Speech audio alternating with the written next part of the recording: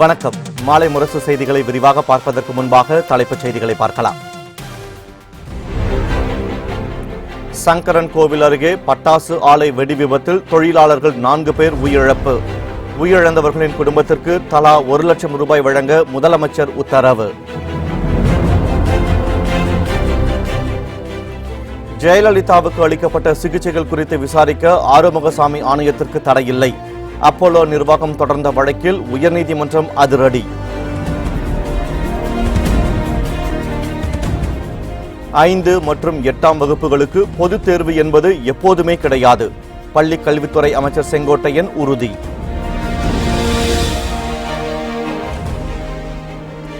தேமுதிகவை கூட்டணிக்குள் இழுக்க திமுக மற்றும் அதிமுக தீவிர முயற்சி. விஜயகாந்தை ஸ்டாலினும் ரஜினிகாந்தும் சந்தித்ததால் அரசியலில் அடுத்தடுத்து பரபரப்பு.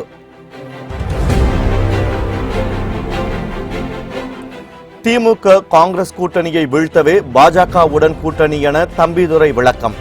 விஜயகாந்த் ஸ்டாலின் சந்திப்பால் எந்த மாற்றமும் ஏற்படாது என்றும் பேட்டி.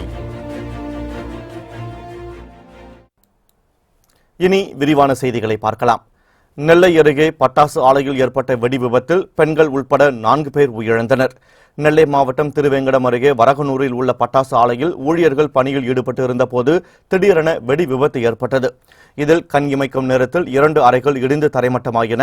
இந்த விபத்தில் பெண் தொழிலாளர்கள் உட்பட 4 பேர் சம்பவ இடத்திலேயே உயிரிழந்தனர். மேலும் சிலர் தீக்காயங்களுடன் சிவகாசி மற்றும் நெல்லை அரசு மருத்துவமனைகளில் சிகிச்சைக்காக அனுமதிக்கப்பட்டுள்ளனர். தகவல் அறிந்து 2 வாகனங்களில் வந்த தீயணைப்புத் துறையினர் தீயை அணைக்கும் பணியில் தீவிரமாக ஈடுபட்டனர். ஆனால் விபத்து நடைபெற்ற இடத்தில் பட்டாசுகள் தொடர்ந்து வெடித்து சிதறியதால் தீயை அணைக்க முடியாமல் திணறினர். இதையடுத்து விபத்து நடந்த இடத்தை மாவட்ட ஆட்சியர் ஷில்பா பிரபாகர் சதீஷ் ஆய்வு செய்தார். அப்போது விபத்துக்குள்ளான பட்டாசு ஆலையின் உரிமத்தை ரத்து செய்து அவர் உத்தரவிட்டார். இதனிடையே பட்டாசு வெடி விபத்து சம்பவத்திற்கு முதலமைச்சர் எடப்பாடி பழனிசாமி இரங்கல் தெரிவித்துக் கொண்டுள்ளார். உயிரிழந்தவர்களின் குடும்பத்திற்கு தலா 1 லட்சம் ரூபாய் வழங்கப்படும் என்றும் அவர் அறிவித்துள்ளார். பலத்த காயமடைந்தவர்களுக்கு தலா 50,000 ரூபாயும், லேசான காயமடைந்தவர்களுக்கு தலா 25,000 ரூபாயும் வழங்கப்படும் என்றும் முதலமைச்சர் எடப்பாடி பழனிசாமி தெரிவித்துள்ளார். இதேபோல் சமத்துவ மக்கள் கட்சித் தலைவர் சரத்குமாரும் பட்டாசு ஆலை விபத்தில் உயிரிழந்தவர்களின் குடும்பத்திற்கு இரங்கல் தெரிவித்துக் கொண்டுள்ளார். விபத்தில் படுகாயமடைந்தவர்கள் பூரண உடல்நலம் பெற இறைவனை பிரார்த்திப்பதாகவும் அவர் கூறியுள்ளார். ஜெயலலிதாவுக்கு அளிக்கப்பட்ட சிகிச்சைகள் தொடர்பாக ஆறுமுகசாமி ஆணையம் விசாரணையை தொடரலாம் என சென்னை உயர்நீதிமன்றம் உத்தரவிட்டுள்ளது. ஜெயலலிதா மரணம் குறித்து விசாரிக்க ஓய்வு பெற்ற நீதிபதி ஆறுமுகசாமி தலைமையிலான ஆணையத்தை தமிழக அரசு நியமித்தது. 2 வருடங்களுக்கு மேலாக நீடித்து வரும் இந்த விசாரணைக்கு தடை கேட்டு சென்னை உயர்நீதிமன்றத்தில் அப்போலோ நிர்வாகம் வழக்கு தொடர்ந்தது. அதில் ஜெயலலிதாவுக்கு வழங்கப்பட்ட சிகிச்சைகள் குறித்து விசாரிக்க அரசு சாரா மருத்துவ குழுவை அமைக்க வேண்டுமென வலியுறுத்தப்பட்டது. இந்த வழக்கு தொடர்பான விசாரணையில் தமிழக அரசும் ஆறுமுகசாமி ஆணையமும் பதிலளிக்க சென்னை உயர்நீதிமன்றம் உத்தரவிட்டது. அதன்படி நடைபெற்ற விசாரணையில் தமிழக அரசு பதில் மனு தாக்கல் செய்தது. இந்த மனு மீதான விசாரணையில் ஆறுமுகசாமி ஆணையம் விசாரணையை தொடர தடையில்லை என நீதிமன்றம் உத்தரவிட்டது. மேலும் அரசின் பதில் மனுவுக்கு விளக்கம் தரவும் அப்போலோ நிர்வாகத்திற்கு ஆணையிட்டது. இதையடுத்து அப்போலோ நிர்வாகம் விளக்கம் தர அவகாசம் கேட்டதால் வழக்கு அடுத்த வாரத்திற்கு ஒத்திவைக்கப்பட்டது. 5 மற்றும் 8ஆம் வகுப்புகளுக்கு பொதுத் தேர்வு என்பது எப்போதுமே கிடையாது என்று பள்ளிக் கல்வித்துறை அமைச்சர் செங்கோட்டையன் உறுதிபட தெரிவித்துள்ளார். நாடு முழுவதும் 5 மற்றும் 8ஆம் வகுப்பு மாணவர்களுக்கு பொதுத் தேர்வு நடத்த வேண்டும் என்றும் இதுகுறித்து அந்தந்த மாநில அரசுகளே முடிவெடுத்துக் கொள்ளலாம் என்றும் மத்திய அரசு அறிவித்திருந்தது. இதையடுத்து 5 மற்றும் 8ஆம் வகுப்பு மாணவர்களுக்கு இந்த ஆண்டே பொதுத் தேர்வு நடத்தப்படும் என தகவல்கள் வெளியாகின.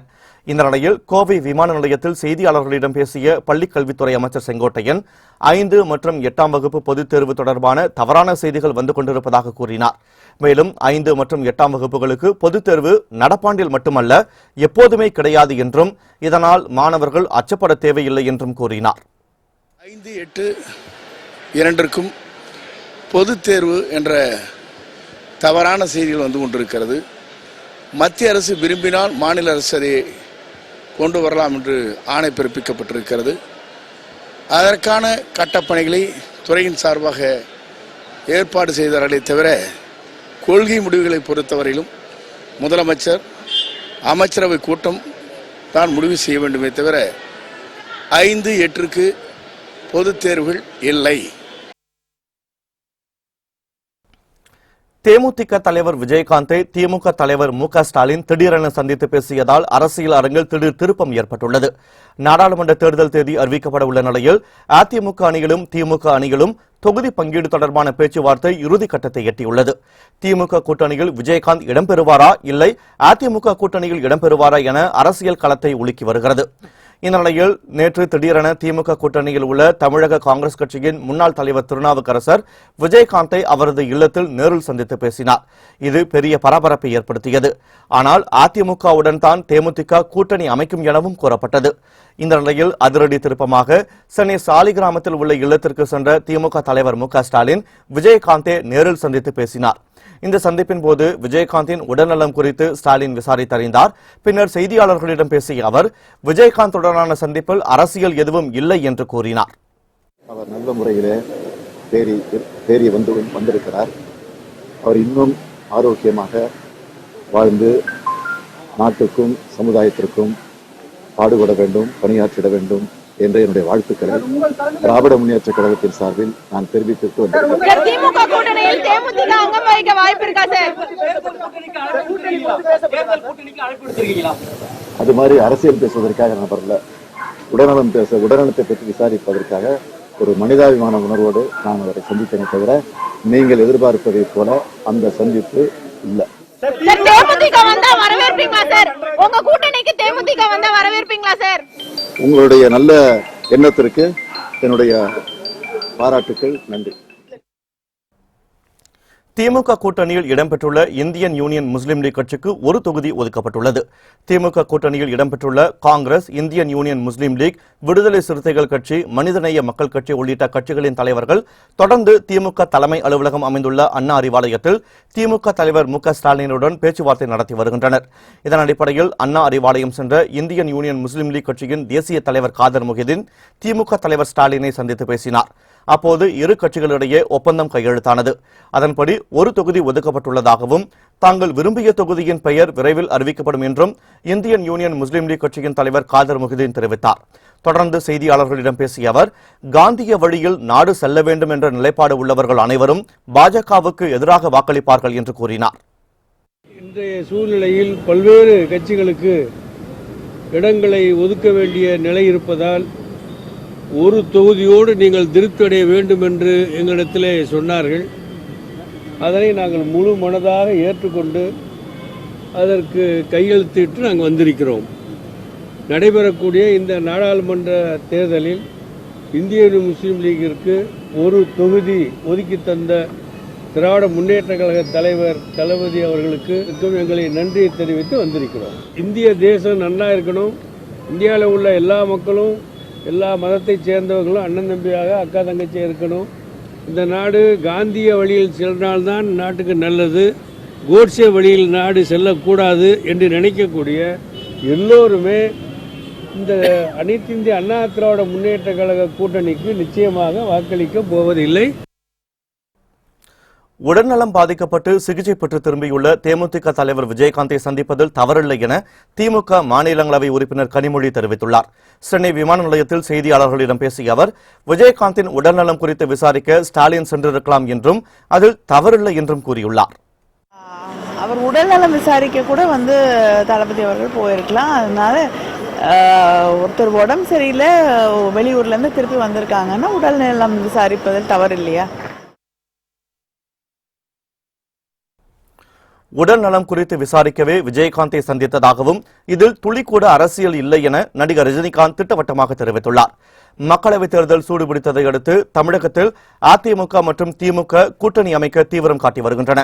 குறிப்பாக தேமுதிகவை தன் பக்கம் இழுக்க இரு கட்சிகளும் போட்டியிட்டு வருகின்றன. இந்த நிலையில் சாலிகிராமத்தில் உள்ள விஜயகாந்த் இல்லத்திற்கு திடீரென சென்ற நடிகர் ரஜினிகாந்த் அவரிடம் உடல்நலம் குறித்து நலம் விசாரித்தார். அப்போது விஜயகாந்தின் மனைவி பிரேமலதா, சுதீஷ் ஆகியோர் உடனிருந்தனர். பின்னர் செய்தியாளர்களிடம் பேசிய ரஜினிகாந்த் உடல்நலம் குறித்து விசாரிக்கவே விஜயகாந்தை சந்தித்ததாகவும் இதில் துளிக்கூட அரசியல் இல்லை எனவும் திட்டவட்டமாக தெரிவித்தார். உடல்நல விசாரிக்க வந்த நான் அமெரிக்காவில் இருக்கும்போது அவர் சந்திக்க முயற்சி பண்ணேன், அங்கே முடியல. நான் ராமச்சந்திரா ஹாஸ்பிட்டலில் உடம்பு சரியில்லாமல் இருக்கும்போது என்னை பார்க்க வந்த முதல் ஆள் கேப்டன் தான். நான் சிங்கப்பூர்லேருந்து வந்த பிறகு கூட தொலைபேசியில் முதல்ல வந்து பேசி உடம்பை பார்த்துக்கன்னு சொன்னவரும் அவர் தான். அவர் இப்போ வந்து அமெரிக்கா போயிட்டு நல்ல ஆரோக்கியத்தோடு வந்திருக்காங்க. அவங்கள பார்க்கறதுல சந்தோஷமாக இருக்குது. ரொம்ப ஆரோக்கியமாக இருக்காங்க. நல்ல மனிதர். அவர் எப்போவுமே நல்லா இருக்கணும்னு சொல்லி நான் வேண்டிக்கிறேன். இதில் வந்து இந்த சந்திப்பில் வந்து துளி கூட அரசியல் கிடையாது. Okay, thank you very much. என்னுடைய அரசியல் நிலை பற்றி நான் ஏற்கனவே சொல்லிட்டேன். அதுக்கப்புறம் இப்போ நான் ஒன்றுமே நான் பேச தேவை. தேமுதிகவுடன் தொடர்ந்து பேச்சுவார்த்தை நடத்தி வருவதாகவும் ஓரிரு நாட்களில் கூட்டணி முடிவு செய்யப்படும் எனவும் அதிமுக ஒருங்கிணைப்பாளர் ஓ பன்னீர்செல்வம் தெரிவித்துள்ளார். மக்களவைத் தேர்தலில் அதிமுக தலைமையிலான கூட்டணியில் பாமகவும் பாஜகவும் இணைந்துள்ளன.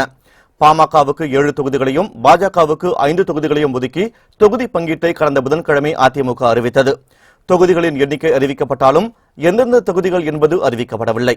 இந்த நிலையில் பாஜக தேசிய தலைவர் அமித்ஷா ராமநாதபுரத்தில் நடைபெற்ற பாஜக பூத் கமிட்டி கூட்டத்தில் பங்கேற்க மதுரை வந்தார். அவரை அதிமுக ஒருங்கிணைப்பாளர் ஓ பன்னீர்செல்வம் மற்றும் அமைச்சர் செல்லூர் ராஜு உள்ளிட்டோர் சந்தித்து பேசினர். இந்த சந்திப்பில் பாஜக போட்டியிட உள்ள 5 தொகுதிகள் எவை என்பன குறித்து ஆலோசனை நடத்தியதாக கூறப்படுகிறது. இதனைத் தொடர்ந்து ராமநாதபுரத்தில் நடைபெற்ற பாஜக பூத் கமிட்டி கூட்டம் முடிவடைந்த பின் மதுரை திரும்பிய அமித்ஷாவை துணை முதலமைச்சர் ஓ பன்னீர்செல்வம் மீண்டும் சந்தித்து பேசினார். இந்த சந்திப்பின் போது அமைச்சர்கள் தங்கமணி, வேலுமணி மற்றும் தமிழக பாஜக தலைவர் தமிழிசை சவுந்தரராஜன், முரளிதர ராவ் உள்ளிட்டோர் கலந்து கொண்டு தொகுதி பங்கீடு குறித்து ஆலோசித்தனர்.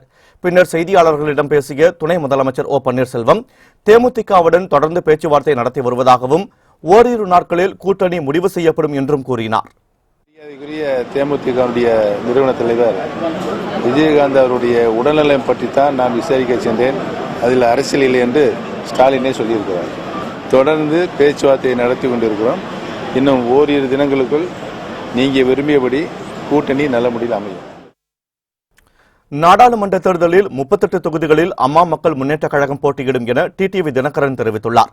சேலத்தில் செய்தியாளர்களிடம் பேசிய அவர் தேமுதிகவுடன் கூட்டணி பேச்சுவார்த்தை நடத்தவில்லை என்று கூறினார். மக்களால் விமர்சிக்கப்படாத கட்சிகளுடன் கூட்டணி அமைப்போம் என்று கூறிய டிடிவி தினகரன் 28ஆம் தேதிக்கு பிறகு முழு விவரம் அறிவிக்கப்படும் என்றும் தெரிவித்தார். 40 தொகுதியில் நாங்கள் எப்படியும் 38 தொகுதியில் நிற்போம்னு நினைக்கிறேன். எங்களுடைய கூட்டணியை சேர்த்து நாங்கள் 38 தொகுதியில் நிற்போம். மாபெரும் வெற்றி பெறுவோம். எல்லா தொகுதிக்கும் வேட்பாளர் தேர்ந்தெடுத்துட்டோம். நான் தான் அதை 28ஆம் தேதிக்கு மேலே அறிவிக்கலான்னு அந்த 2 கட்சிகளோட பேசிட்டு இருக்கேன். அநேகமாக அதை நாங்கள் 38 சீட்டில் நிற்போம்னு நினைக்கிறேன். திமுக காங்கிரஸ் கூட்டணியை வீழ்த்தவே பாஜகவுடன் கூட்டணி அமைத்துள்ளதாக மக்களவை துணை சபாநாயகர் தம்பிதுரை தெரிவித்துள்ளார். சென்னை விமான நிலையத்தில் செய்தியாளர்களிடம் பேசிய அவர் தமிழகத்திற்கு நல்லது நடக்க வேண்டும் என்பதே அதிமுகவின் கொள்கை என்றும் விளக்கம் அளித்தார். அவங்க பார்க்கறதும் அவங்களோட விருப்பங்கள் அது. அவரை எல்லாரும் போய் பார்த்துருக்கிறாங்க. அவங்க இதில் திருச்சியில் இருக்கலாம். அந்த ஒரு பார்ப்பதினால் ஒரு அரசியல் மாற்றம் வரும் என்பது சொல்லிவிட முடியாது. ஒரு பார்ப்பதின் மூலமாக. அதனால் அதில் ஸ்டாலினுக்கு எதுக்கு போய் பார்த்தாருன்னா அவரை தான் நீங்கள் கேட்கணும். அவர் முதல் முறையாக போய் பார்த்துருக்காருன்னு சொல்கிறீங்க. வீடு தேடி போய் பார்த்துருக்கிறாரு. அதை பற்றி எங்களுக்கு கவலை கிடையாது. கூட்டணி என்பது அதற்காக ஒரு குழு அனைத்து இந்திய அண்ணா திராவிட அமைத்திருக்கிறது. அது அவர்கள் தான் அந்த கூட்டணியை பேசுவார்கள் தவிர நான் கூட்டணியை பற்றி பேசுவதற்கு நான் பேசுவது சரியல்ல. இல்லை, அதெல்லாம் சொல்ல நான் கமிட்டியில் இல்லை. நான் கமிட்டியில் இல்லாதப்போ அதெல்லாம் பேசுறது தேவையற்ற ஒன்று. நீங்கள் கேட்டது PS கோயலை பற்றி கேட்டீங்க. அவருடைய நண்பர் என்ன டெல்லி திருப்பதியில் சந்தித்தேன். அவர் சந்தித்தார். இப்பொழுது உங்களுக்கு தெரியும் கூட்டணி எப்படி உருவாகி கொண்டிருக்கிறது என்று. எங்களுடைய ஒரே குறிக்கோள் திராவிட முன்னேற்ற கழகம் காங்கிரஸ் அந்த கூட்டணி வெற்றி பெறக்கூடாது. மக்களவைத் தேர்தலில் ஒத்த கருத்துடைய கட்சிகளுடன் கூட்டணி குறித்து முடிவு செய்யப்பட்டு 3 நாட்களில் அறிவிக்கப்படும் என தமிழ் மாநில காங்கிரஸ் கட்சியின் தலைவர் G.K. வாசன் தெரிவித்துள்ளார். சிவகங்கையில் செய்தியாளர்களிடம் பேசிய அவர் தீவிரவாதத்தை எந்த நாடும் தனிப்பட்ட முறையில் ஆதரிக்கக்கூடாது எனவும் கேட்டுக் கொண்டார். பாராளுமன்ற தேர்தல் நெருங்கிக் கொண்டிருக்கின்ற வேளையிலே தமிழகத்தில் உள்ள அனைத்து கட்சிகளும் கூட்டணி குறித்து பேசிக் கொண்டிருக்கின்ற ஒரு சூழல் ஏற்படுகிறது. அதன் அடிப்படையில் சில கட்சிகள் கூட்டணியை அதிகாரப்பூர்வமாக அறிவித்திருக்கிறார்கள். ஆனால் கூட்டணியை இன்னும் முழுமைப்படுத்தவில்லை. அதன் அடிப்படையிலே தமிழ் மாநில காங்கிரஸ் கட்சியை பொறுத்தவரையில் ஒத்த கருத்துடைய கட்சிகளோடு பேசி அதன் அடிப்படையிலே கூட்டணி அமைக்கும் என்பதை தெரிவிக்க விரும்புகிறேன். இன்னும் 2-3 நாட்களிலே இயக்கத்தினுடைய அதிகாரப்பூர்வமான பேச்சுவார்த்தை கூட்டணி நிலையை குறித்து நான் பத்திரிகை நண்பர்களிடம் சென்னையிலே தெரிவிக்கிறேன். தமிழக தலைமை தேர்தல் அதிகாரி தலைமையில் அனைத்துக் கட்சி கூட்டம் சென்னை தலைமை செயலகத்தில் நடைபெற்றது. மக்களவைத் தேர்தல் வருவதையொட்டி சென்னை தலைமை செயலகத்தில் அனைத்துக் கட்சி கூட்டம் தமிழக தலைமை தேர்தல் அதிகாரி சத்யபிரதா சாஹூ தலைமையில் நடைபெற்றது. இந்த கூட்டத்தில் அங்கீகரிக்கப்பட்ட அரசியல் கட்சிகள் பங்கேற்றன. வாக்காளர் பட்டியல் சரிபார்ப்பு, திருத்தம் மற்றும் கட்சிகளின் கோரிக்கைகள், தேர்தல் ஏற்பாட்டு பணிகள் உள்ளிட்டவை குறித்து ஆலோசிக்கப்பட்டன. குறிப்பாக தமிழகத்தில் காலியாக உள்ள 21 சட்டமன்ற தொகுதிகளுக்கும் இடைத்தேர்தல் நடத்த அரசியல் கட்சிகள் வலியுறுத்தியதாக தெரிகிறது. மேலும் வாக்காளர்களுக்கு பணம் கொடுக்கும் அரசியல் கட்சிகளின் மீது கடுமையான நடவடிக்கை எடுக்கப்படும் என்று தமிழக தேர்தல் அதிகாரி தரப்பில் கூறப்பட்டதாக தெரிகிறது. வரும் மக்களவைத் தேர்தலில் பாஜகவிற்கு மெஜாரிட்டி கிடைக்காது என்றும் காங்கிரஸ் கட்சி ஆட்சி அமைக்கவே வாய்ப்புள்ளதாகவும் உலக அரசியல் பொருளாதார மாற்றங்களை மையமாக கொண்டு வாக்கெடுப்பு நடத்தும் ஃபிட் சொல்யூஷன் மேக்ரோ ரிச் நிறுவனம் கருத்து கணிப்புகளை வெளியிட்டுள்ளது.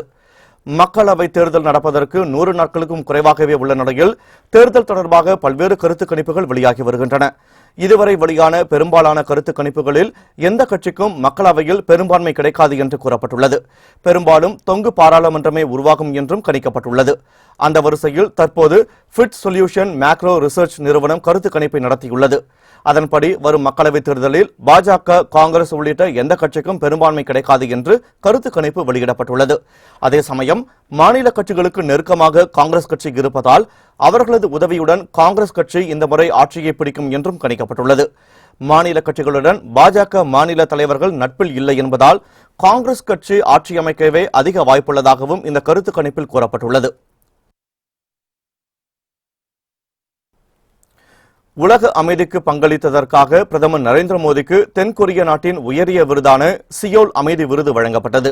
இந்திய மற்றும் உலக பொருளாதார வளர்ச்சிக்கு முக்கிய பங்காற்றியதற்காகவும் பல்வேறு நடவடிக்கைகள் மூலம் உலக அமைதிக்கு பங்களித்ததற்காகவும் பிரதமர் நரேந்திர மோடிக்கு தென்கொரிய நாட்டின் உயரிய விருதான சியோல் அமைதி விருது அண்மையில் அறிவிக்கப்பட்டது. இந்த நிலையில் தற்போது 2 நாள் பயணமாக தென்கொரியா சென்றுள்ள பிரதமர் நரேந்திர மோடிக்கு சியோல் அமைதி விருது வழங்கப்பட்டது. விருதை பெற்ற பின்பு பேசிய பிரதமர் நரேந்திர மோடி, இந்த விருது தனிப்பட்ட முறையில் தனக்காக வழங்கப்பட்டதில்லை என்றும் 130 கோடி இந்தியர்களுக்கும் இந்த விருது சமர்ப்பணம் என்றும் கூறினார்.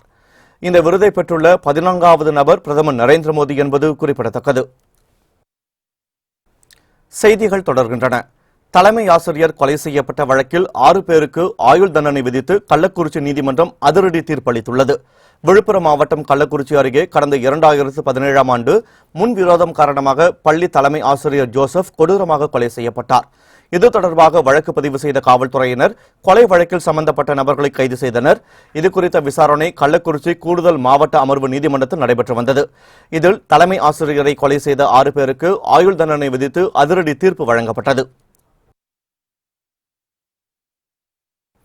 ஓமலூர் அருகே நடைபெற்ற எருதாட்டம் நிகழ்ச்சியில் சீறி பாய்ந்த காளைகளை விரட்டி இளைஞர்கள் உற்சாகத்துடன் விளையாடி மகிழ்ந்தனர். சேலம் மாவட்டம் முத்துநாயக்கன்பட்டியில் மாரியம்மன் கோவில் மாசி திருவிழாவையொட்டி எருதாட்டம் நடைபெற்றது. இதில் 100க்கும் மேற்பட்ட காளைகள் அலங்கரிக்கப்பட்டு கிராமத்தின் மத்தியில் உள்ள பொது இடத்திற்கு கொண்டு வரப்பட்டன. பின்னர் ஒவ்வொரு காளையாக அவிழ்த்து விடப்பட்டது. ஆக்ரோஷத்துடன் சீறி பாய்ந்த காளைகளை விரட்டி இளைஞர்கள் உற்சாகத்துடன் விளையாடி மகிழ்ந்தனர்.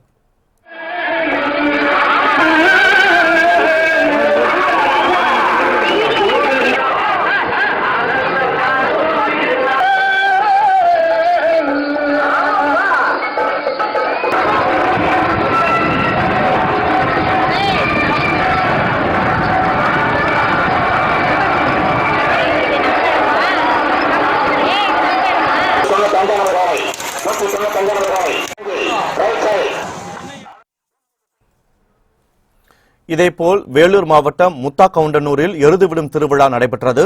இதில் 200க்கும் மேற்பட்ட காளைகள் ஒன்றன் பின் ஒன்றாக அவிழ்த்து விடப்பட்டன. இதையடுத்து குறிப்பிட்ட தொலைவினை குறைந்த நேரத்தில் கடந்த காளைகளுக்கு பரிசுகள் வழங்கப்பட்டன.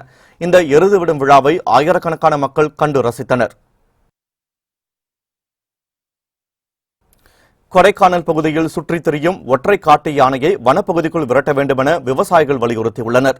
திண்டுக்கல் மாவட்டம் கொடைக்கானலில் கீழ மலைப்பகுதிகளான கேசிப்பட்டி, பாச்சலூர் உள்ளிட்ட கிராமங்களில் ஒற்றை காட்டு யானை சுற்றித் திரிகிறது. விளைபொருட்களை சேதப்படுத்தி வரும் இந்த யானை பொதுமக்களையும் அச்சுறுத்தி வருகிறது. இதனால் யானையை வனப்பகுதிக்குள் விரட்ட வேண்டும் என விவசாயிகள் மற்றும் பொதுமக்கள் வனத்துறையிடம் பலமுறை கோரிக்கை வைத்தனர்.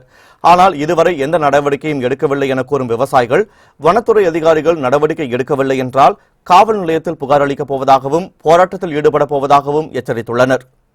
ஒற்றை யானை ரொம்ப காலமாகவே ஒரு 3 ஆண்டு காலமாக இந்த ஊர்லேயே நிலை கொண்டுருச்சு. அதாவது தாண்டிக்குடி டு பாச்சலூர், வடகாடு வரைக்கும் இந்த கிராமங்கள் ஒரு கிராமம் 7 கிலோமீட்டர் 8 கிலோமீட்டர் நடந்து போகக்கூடிய தூரம் தான் குறுக்கு பாதையில்.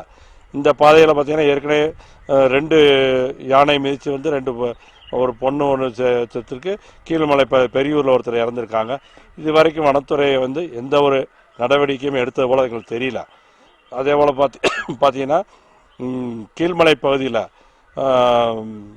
யானை விரட்டுறதுக்கு, அதாவது மேல்மலை பகுதியில் பார்த்தீங்கன்னா அங்கே வேட்டை தடுப்பு காவலர்னு போட்டு விரட்டுறாங்க. கீழ்மலை பகுதியில் விரட்டுறதுக்கு இதுவரைக்கும் எந்த ஒரு முயற்சியுமே எடுக்கலை.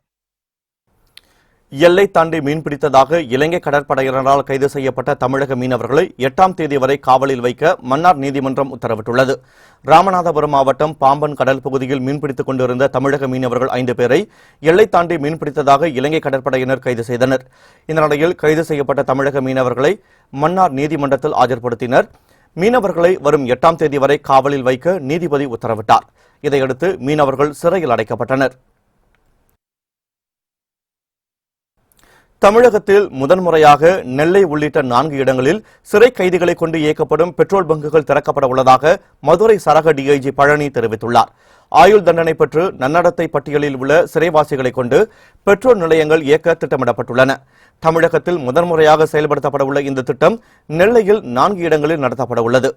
இங்கு சிறை கைதிகள் தயாரித்த பொருட்கள் மற்றும் ஆவின் பொருட்கள் விற்பனை செய்யப்படும் என்றும், நெல்லையை தொடர்ந்து மதுரையிலும் சிறை கைதிகளை கொண்டு இயக்கப்படும் பெட்ரோல் பங்குகள் செயல்படுத்தப்படும் என்றும் மதுரை சரக டிஐஜி பழனி தெரிவித்துள்ளார்.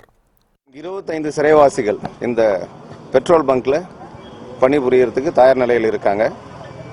சுமார் 2 கோடி ரூபாய் செலவில் சிறைத்துறையும் ஐஓசியும் இணைந்து இந்த பெட்ரோல் பங்க் துவக்கப்பட்டுள்ளது. இதனால் சிறைவாசிகளினுடைய குடும்பங்கள் பயன்பெறும். சிறைவாசிகளுக்கு ஊதியம் கூடுதலாக கிடைக்கும். விடுதலைக்கு பிறகு அவர்கள் பணி பெறுவதற்கான ஒரு சூழல் இது கொடுக்கும். மேலும் இந்த சிறைவாசிகள் விடுதலைக்கு பிறகு சிறையில் இருக்கும் பொழுதே கூட சமூகத்தோடு இணைந்து ஒருங்கிணைப்பதற்கான ஒரு சூழலை உருவாக்கி கொடுக்கும். முதலமைச்சரும் துணை முதலமைச்சரும் அமைத்து வரும் சிறந்த கூட்டணியை பார்த்து எதிர்க்கட்சியினர் பொறாமைப்படுவதாக அமைச்சர் உடுமலை ராதாகிருஷ்ணன் தெரிவித்துள்ளார். கோவை விமான நிலையத்தில் செய்தியாளர்களிடம் பேசிய அவர், ஜெயலலிதா தங்களுக்கு கொடுத்திருக்கும் பாடத்தை, வாக்குறுதியை முதலமைச்சர் சிறந்த முறையில் நிறைவேற்றி வருவதாகவும் கூறினார். அம்மாவினுடைய வழியிலே இன்றைக்கு மாண்புமிகு முதலமைச்சரும் துணை முதலமைச்சரும் சிறந்த முறையிலே இன்றைக்கு கூட்டணிகள் எல்லாம் அமைத்துக் கொண்டிருக்கின்றார்கள். இதை பார்த்து எதிர்க்கட்சியினர் இன்றைக்கு பொறாமைப்பட்டுக் கொண்டிருக்கின்றார்கள். ஆகவே எங்களை பொறுத்தவரை எங்களுடைய முதலமைச்சரும் துணை முதலமைச்சரும் அம்மாவினுடைய வழியிலே மிகச்சிறந்த கூட்டணி அமைத்துக் கொண்டிருக்கின்றார்கள். மற்றவர்கள் பயந்து எங்கு வேண்டுமானாலும் செல்லலாம். ஆனால் எங்களுடைய கூட்டணி தான் அமோக வெற்றி பெறும்.